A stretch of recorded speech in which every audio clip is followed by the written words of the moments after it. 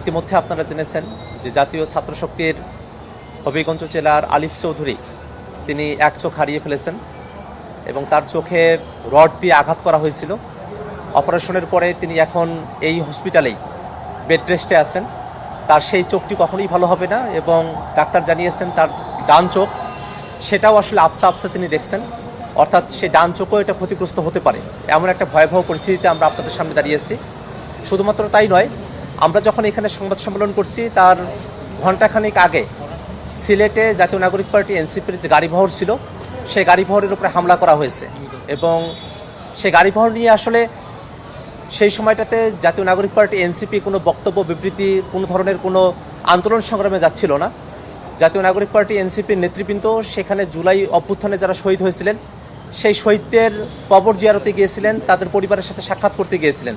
কিন্তু শহীদদের কবর জিয়ারত করে ফেরার পথে তাদের গাড়িতে হামলা করা হলো। এই হামলাটা ধারাবাহিকভাবে ঘটছে। আমরা খেয়াল করে দেখলাম যে গতকাল হবিগঞ্জে আমাদের নেতাকর্মীরা যারা আছেন তাদের উপরে হামলা করা হলো। সেখানে বিরোধী দলীয় চিফ হুইপ তিনি উপস্থিত ছিলেন, সেখানে আমাদের নারী সংসদ সদস্য যারা আছেন তারাও উপস্থিত ছিলেন, কিন্তু সংসদ সদস্যদের উপস্থিতিতে নারী সংসদ সদস্য তাদেরকেও সেখানে হেনস্থার মুখে পড়তে হলো, তাদেরকে সেখানে আঘাতের সম্মুখীন হতে হলো। এবং আমরা খেয়াল করে দেখলাম যে এই হামলার প্রতিবাদে সারা বাংলাদেশে যখন আমাদের বিক্ষোভ কর্মসূচি চলছিল, সারা বাংলাদেশে প্রতিবাদ চলছিল, সেই প্রতিবাদ সমাবেশগুলোতেও কুড়িগ্রামে, দিনাজপুরে, চট্টগ্রামে বিভিন্ন জায়গায় জাতীয় নাগরিক পার্টি এনসিপির যে প্রতিবাদ কর্মসূচি সেখানেও ছাত্রদল, বিএনপি এবং যুবদলের যারা গুন্ডারা আছেন তারা সেখানে হামলা করেছেন। একটা ভয়াবহ একটা বিভৎস পরিবেশ তৈরি করা হয়েছে এবং আমরা আসলে এটার মধ্যে দিয়ে একটা শঙ্কার জায়গা দেখছি। বাংলা কিউআর যেখানে নগদ পেমেন্ট সেখানে সারা দেশে 10 লাখেরও বেশি মার্চেন্টে নগদে পেমেন্ট করুন খুব সহজে। আমরা দেখেছি আওয়ামী লীগের সময়টাতে আওয়ামী লীগ যেভাবে বিরোধী দলের যারা আছেন তাদের উপরে হামলা নিপীড়ন করত, ঠিক এখন বিএনপি সরকার হামলা করার মধ্য দিয়ে আওয়ামী লীগের যে পথ সে পথে তারা অগ্রসর হওয়ার দিকে ধাবিত হয়েছে। আমরা এই ঘটনার তীব্র নিন্দা জানাই এবং আমরা মনে করি যে বাংলাদেশে যদি সত্যিকার অর্থে গণতন্ত্রকে প্রস্ফুটিত করতে হয় তাহলে বিরোধী দলীয় যারা আছেন তাদের উপরে এইসব হামলা মামলা করা যাবে না, তাদের উপরে কোনোভাবেই কোনো নিপীড়ন চালানো যাবে না।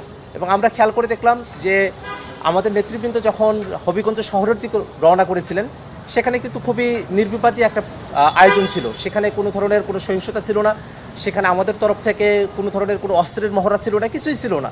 কিন্তু আমাদের নেতাকর্মীরা, নেতৃবৃন্দ তারা যখন একেবারে শান্তভাবেই সেখানে অগ্রসর হচ্ছিলেন আমাদের আহ্বায়ক নাহিদ ইসলামের নেতৃত্বে, সেটাকে কিন্তু পুলিশ ব্যারিকেড দিয়ে সেটাকে আটকে দিয়েছে, কোনোভাবে সেটা সামনের দিকে অগ্রসর হতে দিচ্ছিল। আমরা দেখলাম যে সেখানে ট্রাক রাখা হয়েছে, মানে সেখানে ট্রাক রাখা হয়েছে গাড়ি আটকে দেওয়ার জন্য। এই ধরনের যে একটা পরিবেশ তৈরি করা হলো সেটা আমরা দেখি যে আগেকার সময়টাতে ফেসিবাদী জামানায় যেমন করে বিরোধী দলের উপরে নিপীড়ন করা হতো, বিরোধী দলের প্রোগ্রামগুলোকে বানচাল করা হতো, ঠিক একই ধরনের একটা পথে এখন বিএনপি সরকার অগ্রসর হয়েছে। এমত অবস্থায় আমরা আসলে সামগ্রিকভাবে এখন যে এখানে ঘটনাটা ঘটছে সেই প্রেক্ষাপটে আমরা জাতীয় নাগরিক পার্টি এনসিপির পক্ষ থেকে সরকারের কাছে 3 দফা দাবি আমরা উত্থাপন করতে চাই। প্রথম দফা হলো, আমাদের প্রথম দাবি, আলিফ চৌধুরী যার চোখে আঘাত করা হয়েছে, যিনি এক চোখ এখন অন্ধত্বের দিকে গেছে, আর একটা চোখ অন্ধত্বের দিকে যাওয়ার পথে, আমরা সরকারের কাছে দাবি জানাই আলিফ চৌধুরীর চিকিৎসার ব্যয়ভার সরকার বহন করবে, চিকিৎসার দায়িত্ব নেবে এবং আলিফ চৌধুরী এবং তার পরিবারকে সরকার অবশ্যই ক্ষতিপূরণের আওতায় নিয়ে আসবে। 2, গতকাল থেকে যারা হামলা করেছেন ছাত্রদল, যুবদল এবং বিএনপির সন্ত্রাসীরা, তাদের ছবি প্রকাশিত হয়েছে, তারা উল্লাস করছেন বিভিন্ন সময় এবং সেই উল্লাসের পর্যায়টা তারা নিজেরাই এটাকে সার্কুলেট করছেন বিভিন্ন মিডিয়াগুলোতে। তারা চিহ্নিত অপরাধী, যারা চিহ্নিত অপরাধী আছে, হামলাকারী আছে, হত্যাযজ্ঞের উদ্দেশ্যে যারা হামলা করেছিলেন তাদেরকে অবশ্যই গ্রেপ্তার করে বিচারের আওতায় নিয়ে আসতে হবে। 3 নম্বর দাবি হলো, সারা দেশে জাতীয় নাগরিক পার্টি এনসিপি সহ যারা গণতান্ত্রিক বিরোধী দলীয় যারা আছেন, যারা বাংলাদেশে মানুষের কথা বলছেন, সে কথা বলতে দিতে হবে এবং নির্বিঘ্নভাবে জাতীয় নাগরিক পার্টি এনসিপির সাংগঠনিক যত কার্যক্রম আছে, জুলাই পদযাত্রা সহ সকল ধরনের কার্যক্রমকে গণতান্ত্রিকভাবে পরিচালিত হওয়ার এবং নিরাপত্তা নিশ্চিত করার দায়িত্ব সরকারকে বহন করতে হবে।